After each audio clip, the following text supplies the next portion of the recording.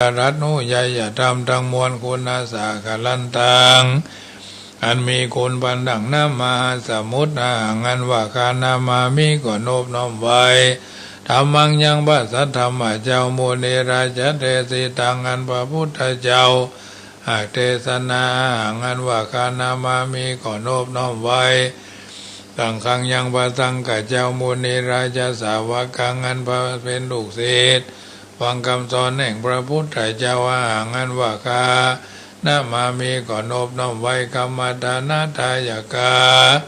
ยาลิยังครูบาอาจารย์เจ้าอันเป็นกรรมฐานาทายกานิพพานามาคุเทสกังอันสำแดงกองแห่งนิพพานพุทธปูจานว่าขีญาอันใดปูจานยังพระพุทธเจ้ามหาเถจามีภาวะมหาเถจามีเถจาอนุภาวะอันมากธรรมะปูจาอันว่าขีญาอันใดปูจายังอาภาสธรรมเจ้ามหาปัญญามีปัญญาอันมากสังฆปูจาอันว่าขีญาอันใดปูจายังพระสังฆเจ้ามหาโภคามีโภคาสัมปติเขาของอันมากก็มีแลมายังอันว่าผู้ค้าทั้งหลายรับพระมหาเสขอจงจะได้ขีญาอันยังเมตตายาพุทธะยังพระพุทธเจ้าเมตตายาอันจักมาเป็นพระพุทธเจ้าไปนาปุโตอันว่าพระพุทธเจ้าเมตตายโยตนชื่อเมตตายาอันคนในเทวดาทั้งหลายปูจานุปัจจโตบ่เกิดมาเตือตับใดยาวาตับใดมันยังอันว่าผู้ค้าทั้งหลายละพระมหาเสขอจงจะได้ทัศนัญจายังขีญาณหันนะยังสังสารันเตสังสารเรในวัฏสงสารมากามามหาเสขอจงจะได้ถึงคือว่าขออย่าได้เกิด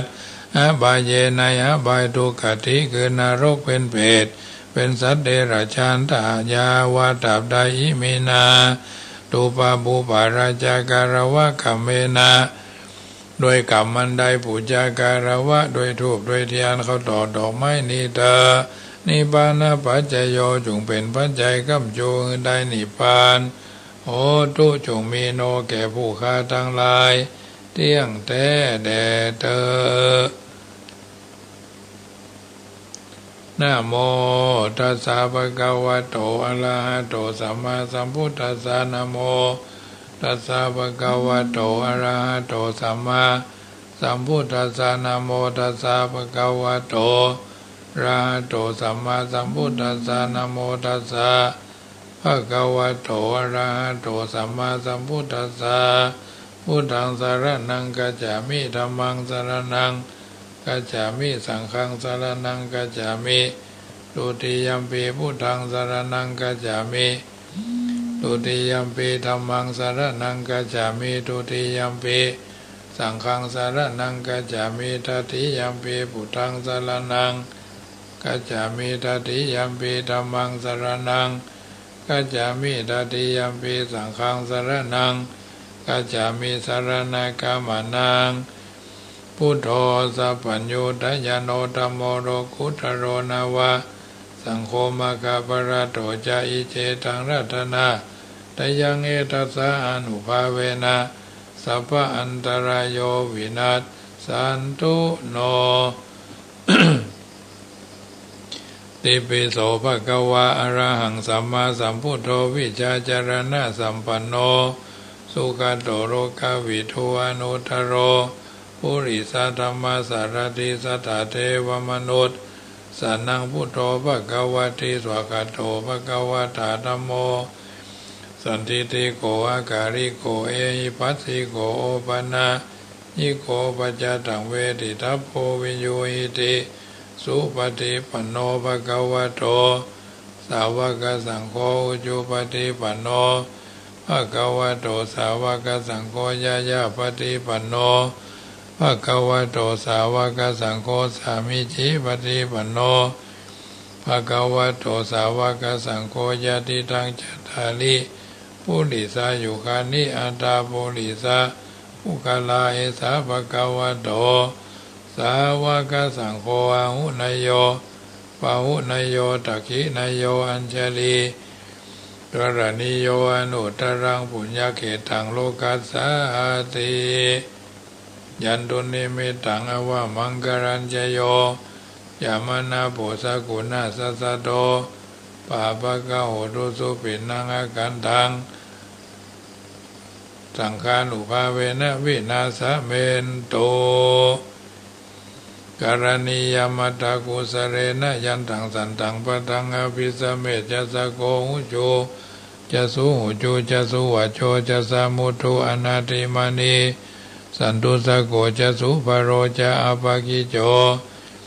จะสันลาหุกาวุติสันตินทริโยจะนิปโกจะอภคโป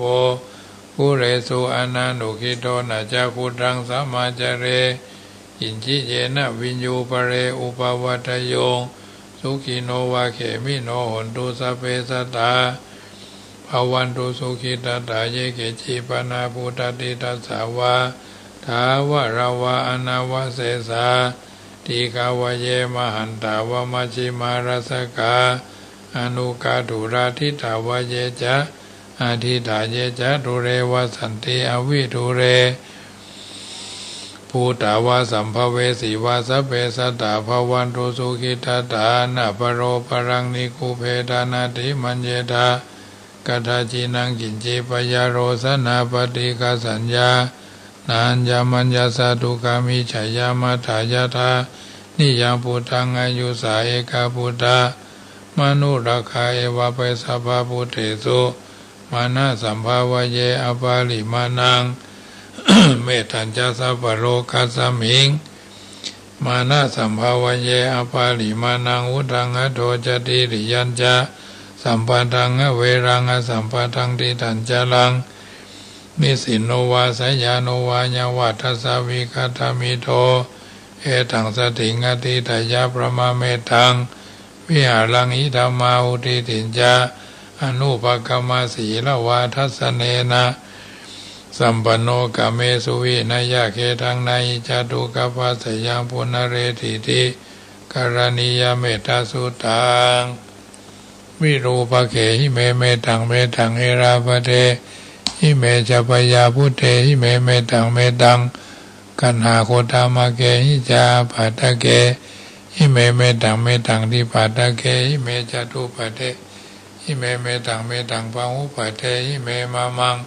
อปาทะโกอินสิมามังอินสิติปะทะโกมามังจตุปะโตอินสิมามังอินสิปังอุปโตสัพเพสัตตาภวันตุสุขิตตานาปโรปรังนะอินสิมามังอินสิปังอุปโตสัพเพสัตตาสัพเพปนาสัพเพพุทธจักเกวราสัพเพพัทธรานิปัสสันโตมากินจิปะปะมาขมาอภามโนพุทโธอภามโนธัมโมอภามโนสังโฆปะมานะวันตานิสิริงสัปปานิอหิวิชิกาสตาปฏิอุณนาภิสระภูมุสิกากตาเมระขากตาเมปริตาปฏิกามันโตพุทธานิโสหังนะโมภะคะวะโตนะโมสัตตานังสัมมาสัมพุทธานังขันธปริตัง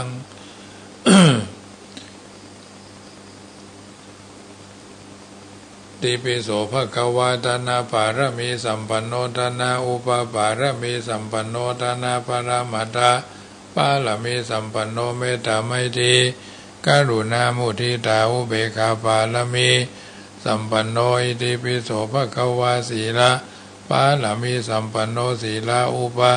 ปาลมีสัมปันโนสีละปะละมัตตาปาลมีสัมปันโนเมตตาไมตรีกรุณามุทิตาอุเบกขาปาลมีสัมปันโนติปิโสภะคะวะเนกัมมะปาลมีสัมปันโนเนกัมมะอุปปาลมีสัมปันโนเนกัมมะปรามัตถปารมีสัมปันโนเมตตาไมตรีกรุณามุทิตาอุเบกขาปาลมีสัมปันโนอิติปิโสภะคะวะปัญญาปาลมีสัมปันโนปัญญาอุปปารมีสัมปันโนปัญญาปรามัตถปารมีสัมปันโนเมตตาไมตรีกรุณามุทิตาอุเบกขาปาลมี สัมปันโนอิติปิโสภะคะวาวิริยะปาละมีสัมปันโนวิริยะอุปปาละมีสัมปันโนวิริยะปรมัตถปาละมีสัมปันโนเมตตาไมตรีกรุณามุทิตาอุเบกขาปาละมีสัมปันโนอิติปิโสภะคะวาขันติปาละมีสัมปันโนขันติอุปปาละมีสัมปันโนขันติปละมัตถปาละมีสัมปันโนเมตตาไมตรีกรุณามุทิตาอุเบกขาปาละมีสัมปันโนติปิโสภะคะวาสัจจะปาละมีสัมปันโนสัจจะอุปปาละมีสัมปันโนสัจจะปรมัตถปาละมีสัมปันโนเมตตาไมตรีกรุณาเมตมุทิตาอุเบกขาปาละมีสัมปันโนอิติปิโสภะคะวาอธิฐานะปาละมีสัมปันโนอธิฐานะอุปปาละมีสัมปันโนอธิฐานะปรมัตถปาละมีสัมปันโนเมตตาไมตรีกรุณามุทิตาอุเบกขาปาละมีสัมปันโนอิติปิโสภะคะวาเมตตาปาละมีสัมปันโนเมตตาอุปปาละมีสัมปันโนเมตตาปรมัตถปาละมีสัมปันโนอิติปิโสภะคะวาอุเบกขาปาละมีสัมปันโนอุเบกขาอุปปาละมีสัมปันโนอุเบกขาปรมัตถปาละมีสัมปันโนติปิโสภะคะวาทัสสะปาละมีสัมปันโนทัสสะอุปปาละมีสัมปันโนทัสสะปรมัตถปาละมีสัมปันโนโสภะคะวาอิติปิอาหังสุขิโตมิอาหังอเวโรมิอาหังอภยาปโชมิอาหังอนิโกโอมิอาหังสุขีอัตานังปณิหารามิสวาธุสวาธุพระปัญญาปารามี30ทัศสวาธุพระปัญญาปารามีวัดแวดล้อมวิริยะปารามีอ้อมระวังดีศีลปารามีบางออกบางดาบเมตตาปารามีป่าแป้ทางปืนตาหน้าปารามีคือเป็นพื้นดังต่ออุเบกขาปารามีคือก่อเป็นเวียงสัจจะปารามีแวดละวังดีเป็นไม่ตายขันติปาละมีกายไปเป็นหอกเป็นดาบบังหน้าไม้และปืนไฟอธิฐานหน้าปาละมีพันดาบไปทุกแห่งแข็งแข็งแห้งแห้งป่าฝูงหมู่มารปีสังไปเบทุกทวีปภพที่พังไปนี้นางธรณีอาสาจันโซสะเหมือนฟันอยู่ข้างๆน้ำนาทีนองกว้างต่อกว้างแตกตีฟ้องระนองระนอกกลายเป็นเข้าตอกดอกไม้ถวายปู่เจ้าพระแก้วแก่นไทยสตันพระผู้ทางเอ่ยจงมาไปโปรดอนุญาตโทษโปรดผู้ค้าแต่ดีหลีแม่ธรณีออกมาหีดมวยผมอยู่ที่ท่าจ้างหายคายข้าจังงาซับดินพ่นน้ำนาทีลงพัดบายพอจ้างพายหักตบเต้าพญามารห้องเอาปูนกลัวกราบยอมือคืนทูลหัวใส่เกาผู้ค้านี้เล่าได้จีว่าลูกศิษย์พระพุทธเจ้าผู้มีบุญสมภารมากนักพระพุทธเจ้าจึงตั้งพระปัญญาปาละมีไว้เก้าชั้นทั้งไว้ทั้งหน้าก็ได้เก้าชั้นทั้งไว้ทั้งหลังก็ได้เก้าชั้นทั้งแต่หัวแปลวตีนก็ได้เก้าชั้นทั้งแต่ตีนแปลวหัวก็ได้เก้าชั้นแสนวาลูกผืนจักมาเสมอเหมือนฝนแสนหาก็บ่มีมาจากใครใดข้าพระเจ้าเลยใดชื่อว่าพุทธกุณังธรรมกุณังสังฆกุณังพุทธอินตาธรรมอินตาสังฆอินตาอาสหะแม่ธรณีผู้อยู่เหนือน้ำผู้อยู่กำแผ่นดินการข้าได้ละลึกคือถึงหาคุณพ่อคุณแม่ คุณครูบาอาจารย์คุณพระแก้วเจ้าทั้ง3ประการคือคุณพระพุทธ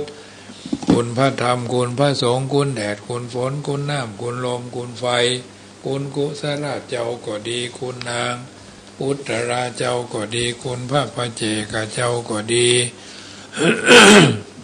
คุณพระตนเมตตาภาวนาเจ้าก็ดีจุงมาสัมพีทักษ์รักษาคุ้มของทางกำหน้าและกำหลังยังตนตัวแห่งผู้ฆ่าตั้งแต่ที่ฆ่ากาละยามนี้วันนี้ค่ำคืนนี้ และต่อไปนี้จิมแด่เธอพุทโธพุทธังรักษาธัมโมธัมมังรักษาสังโฆสังฆังรักษาพุทโธพุทธังอะระหังธัมโมธัมมังอะระหังสังโฆสังฆังอะระหังพุทโธพุทธังกันหะธัมโมธัมมังกันหะสังโฆสังฆังกันหะอายุวันโนสุขังปะลังเอาละญาติโยมสาธุชนท่านผู้ฟังทุกท่านที่มีโอกาสได้ยินได้ฟังการสังวาสสวดที่ยายพุทธคุณธรรมคุณสังฆคุณ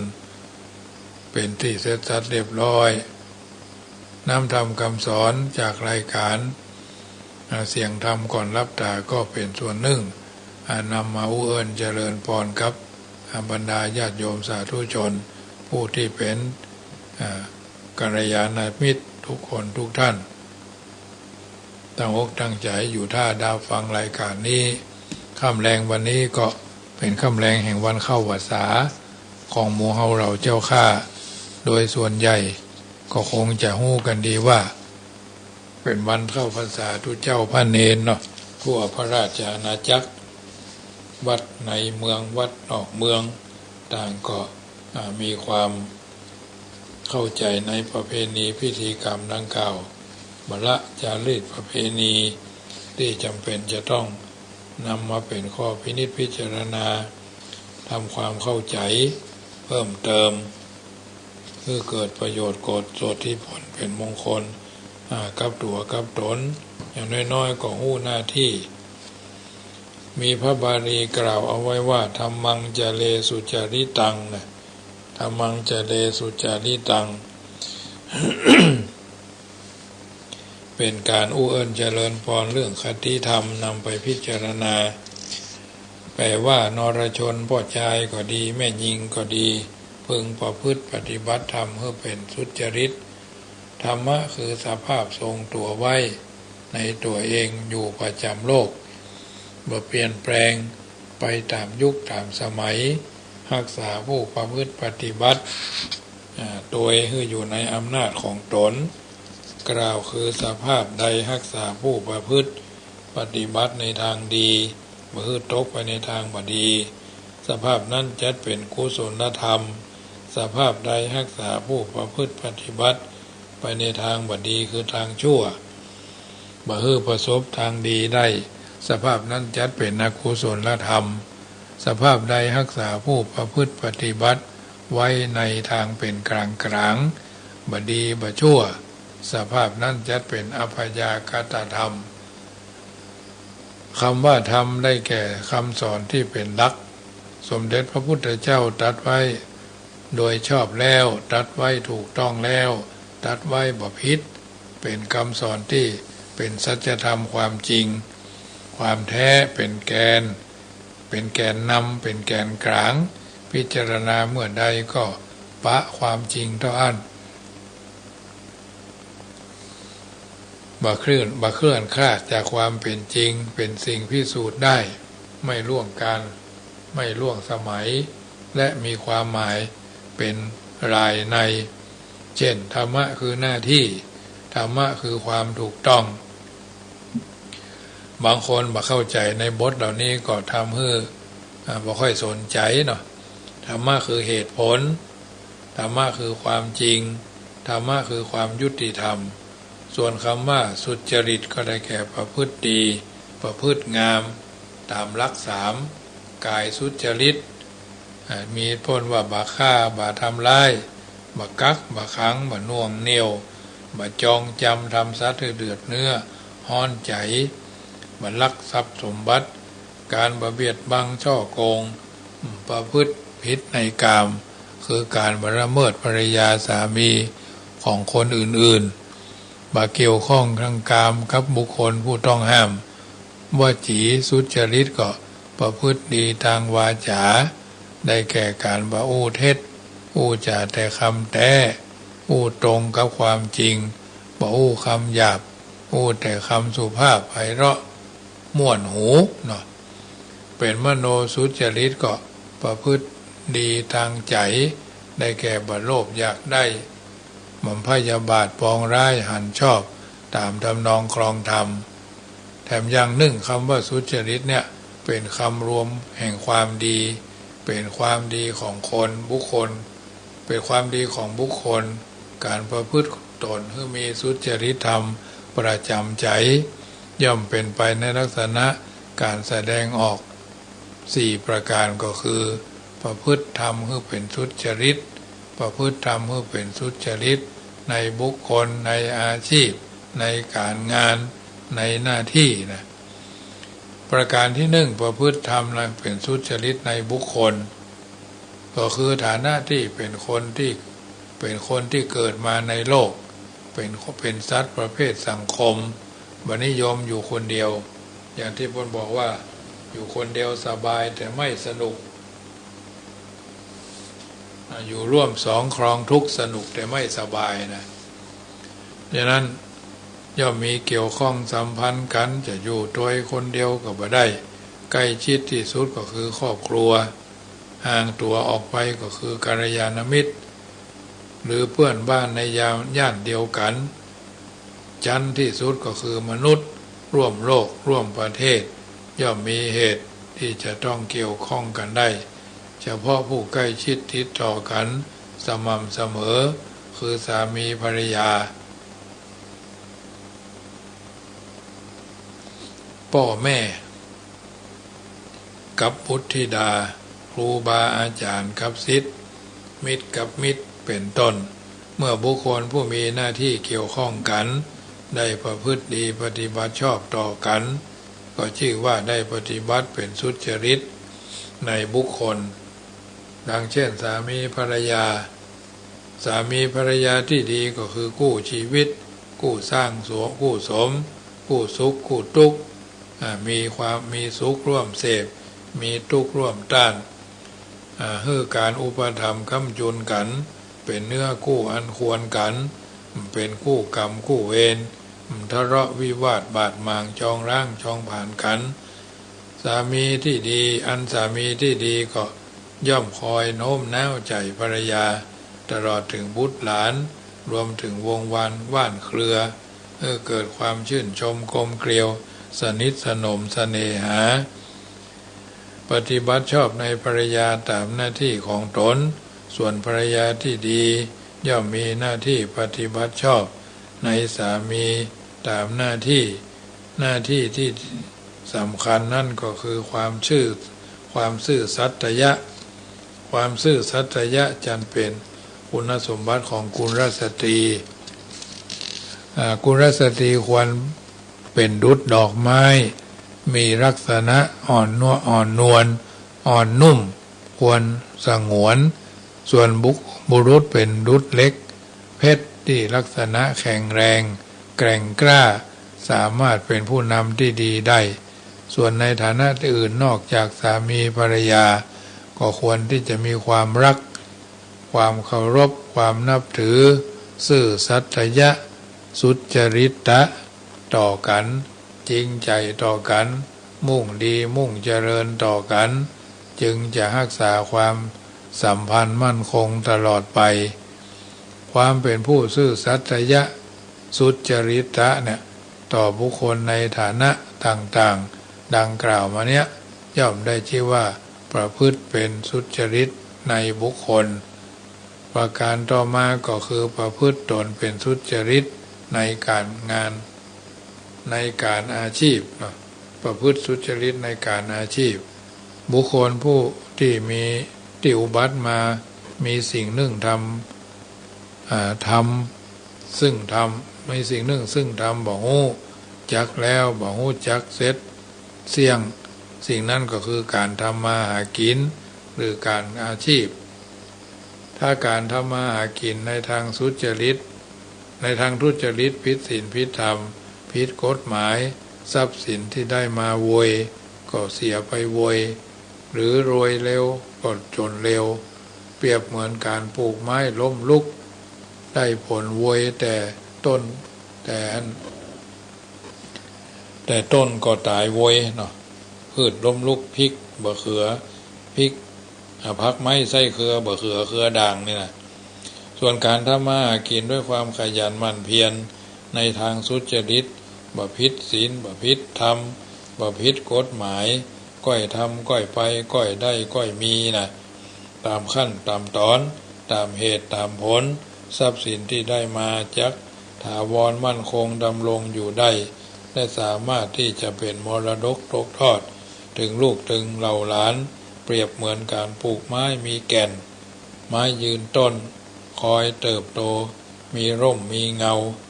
มีผลดกปกหนาใบหนา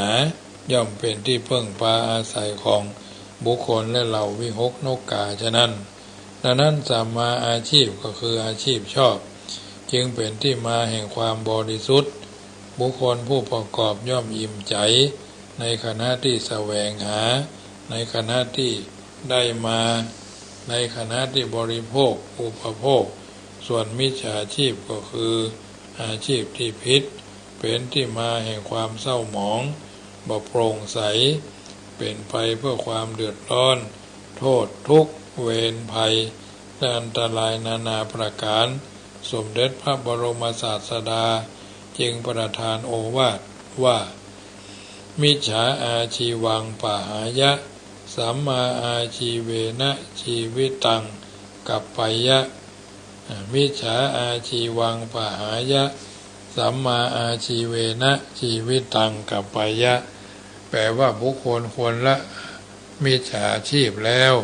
เลี้ยงชีวิตด้วยสัมมาชีพบุคคลควรละมิจฉาชีพแล้วเลี้ยงชีวิตด้วยสัมมาชีพดังนี้มิจฉาชีพก็คืออาชีพที่ผิดคือผิดศีลผิดธรรมผิดกฎหมายแผ่นดินผิดทำนองครองธรรมจารีตประเพณีและวัฒนธรรมอันดีอันงามดังเช่น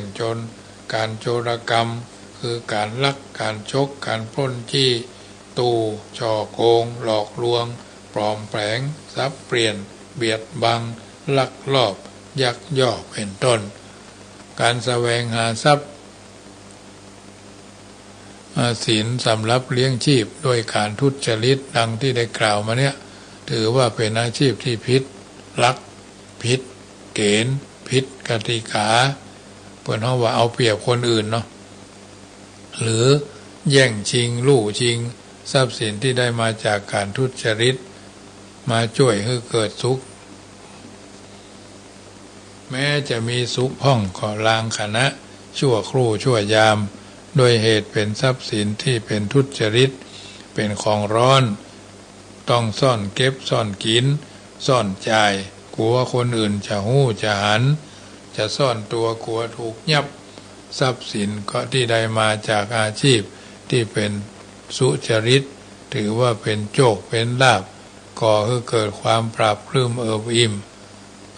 มเย็นกายเย็นใจปลอดโปร่งโล่งใสจะใช้จะจ่ายก็อิสระเปิดเผยบ่เดือดเนื้อร้อนกลัวคนคู่คนหันถูกจับยับได้เนาะบุคคลผู้ละอาชีพที่ทุจริตมาขยันหาอาชีพสุจริตบ่ผิดศีลผิดธรรมผิดกฎบัตรกฎหมายบ่ทำลายความสุขก่อความทุกข์แก่คนอื่นเพื่อความสุขของตนบุคคลผู้ดำรงชีวิตอยู่โดยทางบริสุทธิ์มีศักดิ์มีสีมีเกียรติยศความดีอย่างนี้จึงว่าประพฤติธรรมเป็นสุจริตในอาชีพ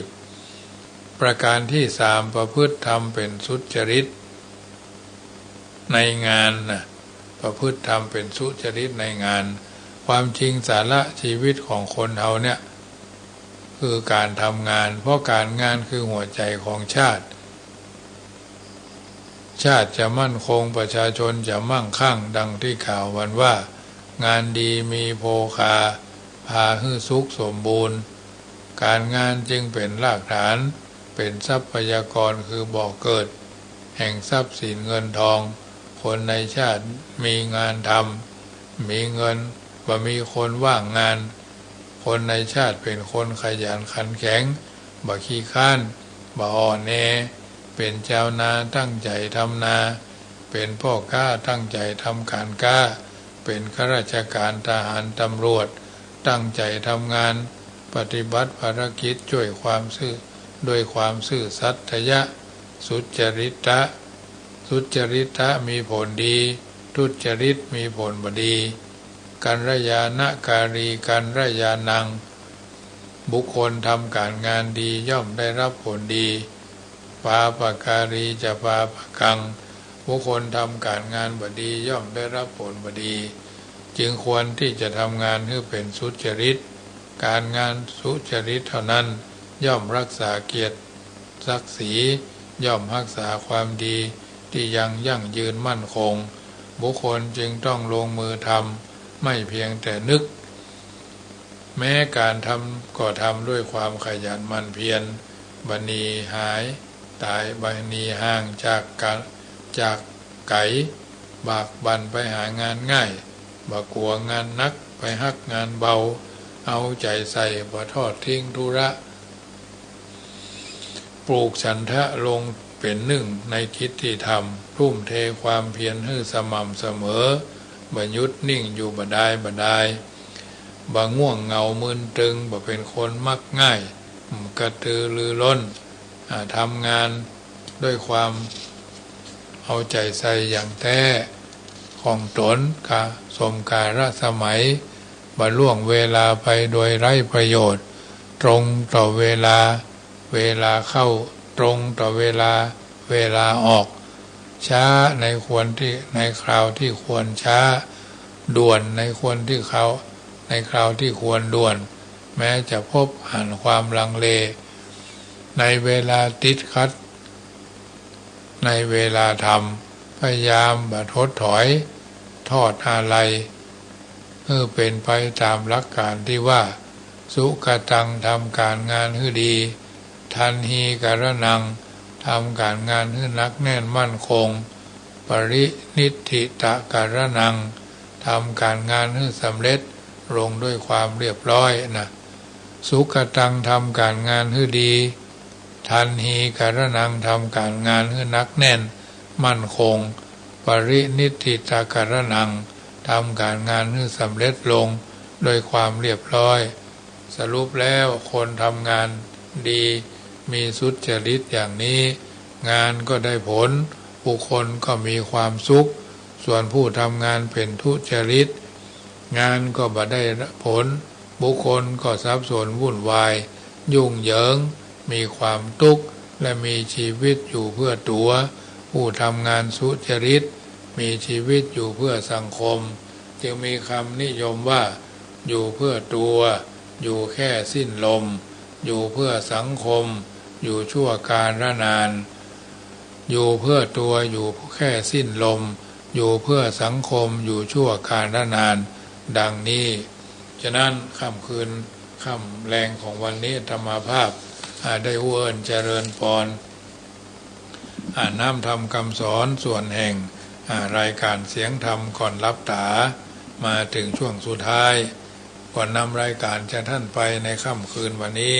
ก็ขอบอกเอิ้นเจริญพรว่าวัดจังคำจะมีการทำบุญถวายเทียนพรรษา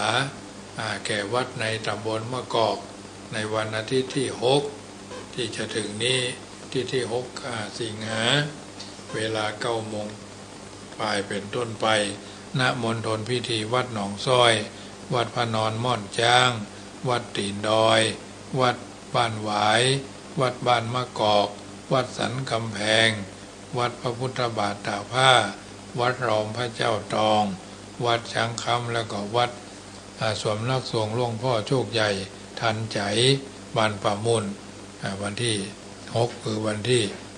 ที่6เนอะมีโอกาสก็ไปกินไปทานด้วยกันได้หรือจะร่วมทำบุญก็ได้ที่เบอร์พร้อมเพย์อาตมาภาพกำลังนี่ก็คือ061-547-6539ก็ได้061-547-6539ก็ได้ตามเจตนาเนอะแล้วก็วันที่4จะเลี้ยงโรงทานก๋วยเตี๋ยวละอ่อนน้องๆหนูโรงเรียนศูนย์เรียนตำบลมะกอกณโรงเรียนวัดช้างคำโรงเรียนวัดช้างคำอยู่ใกล้ๆกันเนี้ยซึ่งก็จะได้เลี้ยงก๋วยเตี๋ยว150 ถ้วยถึงครูถึงนักเรียนเนาะในพระเนรเถรน้อยเอาโดยแล้วก็ส่วนที่2 โอ้ยเอาไอติม1 ถัง1,500 บาทเนาะไอติมมะพร้าวอ่อนนะ1,500 บาทต่อถังแล้วก็ก๋วยเตี๋ยวก๋วยเตี๋ยว150 ถ้วยถึงครูถึงพระเนนเถนน้อยถึงน้องหนูป.1 ป.2 ป.3 ป.4 ป.5 ป.6และก็อนุบาลเนาะแนวก็จะเลี้ยงกันเหมือนพ่อเลี้ยงลูกเหมือนพ่อเลี้ยงเข้าลูกป้อนเข้าลูกนั่นแหละช่วยกันประคับประคองกันได้หลายคนที่เพิ่นร่วมทำบุญมาเป็นต้นว่าแม่มาลีกัลยาและครอบครัวโยมนิ่มนวลเชียงใหม่เนาะโยมพี่เชียงใหม่คนหนึ่งก่อนนี้ก็กินก็ทานกันมาเป็นระยะเหมือนกันเนาะแล้วก็โยมแม่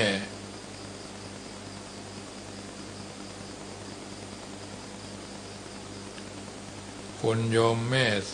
สุธรรมเนาะแม่เกศรชัยวุฒิแม่สุธรรมอินทรีย์บ้านการกนกร่วมกัน2 คน300 บาทอันนี้ลงทานก๋วยเตี๋ยวไอติมน้ำดื่มเนาะน้ำก็150 ขวดไอติม1 ถัง 1,500 บาทพิเศษเนาะเต็มที่คือรอนได้กินอย่างม่วนเอาหันรอนกินก็ม่วนอกม่วนใจญาติโยมเหมือนเขาเป็นละอ่อนนั่นนะนี่ก็น้อมเจริญพรได้ตามที่เรามีความพร้อมเนอะเท่าที่สบายใจนี่เป็นกิจกรรมที่เกิดขึ้นอาตมาภาพก็ทำทุกเดือนเนาะเดือนละ1 ครั้งต้นเดือนกาปลายเดือนกาแล้วแต่ความพร้อมเนาะทางนี้ทางนั้นก็ได้ครับสายทานศรัทธาใจญาติโยมที่มีโอกาสร่วมกินร่วมทานกันไปตามลำดับที่เราจะทำกันได้วันนี้เป็นวันเข้าพรรษาเนอะตั้งกัลยาณจิตสัมมานังวามานังวาโพเทมาสังวัดสังอุเปมิอธิฐามิครูบาอาจารย์ท่านเจ้าหลายวัดหลายวาก็คงจะทำกันเรียบร้อยแทบจะทุกวัดเนาะสวดโยโกห้องฟังอานิสงส์ครูบาอาจารย์ที่เป็นท่านเจ้าอาวาสก็คงจะโอวาทคำแนะคำนำแต่ลูกศิษย์ลูกหาแต่ละวัดก็คงจะผ่านไปด้วยดีถึงเวลาตึงตันกาลสมัยการก็ได้ทำกันมาทุกปีพระพุทธศาสนาเขาก็เจริญรุ่งเรืองมาถึงวันนี้ได้ก็เพราะว่าเขาอาศัยหลักแห่งสารานิยธรรม6เข้าไปตั้งกายประกอบด้วยเมตตาเข้าไปตั้งวาจาประกอบด้วยเมตตาเข้าไปตั้งจิตใจประกอบด้วยเมตตาแบ่งปันลาภที่ได้มามีความหันตรงกันและก็ร่วมด้วยช่วยกันในการที่สร้างสรรค์พัฒนาสิ่งอันเป็นมงคลคือเกิดกับประโยชน์ส่วนที่ผลกับหมู่เฮาเหล่าเจ้าข้าเป็นลำดับไปฉะนั้นรายการเสียงธรรมก่อนรับตาสมสมัยได้เวลาจะขอนำรายการจากท่านไปก่อนเนอะสัพปีติโยวิวัชชันตุสัพพโรโควินัสสตุมาเตภวัตวันตรายโยสุขีทีคาอยู่โพพุทโธบังซ้ายธัมโมบังขวาสังโฆบังกายาอะระหังบังเกสาอะระหังพุทโธนะโมพุทธายะ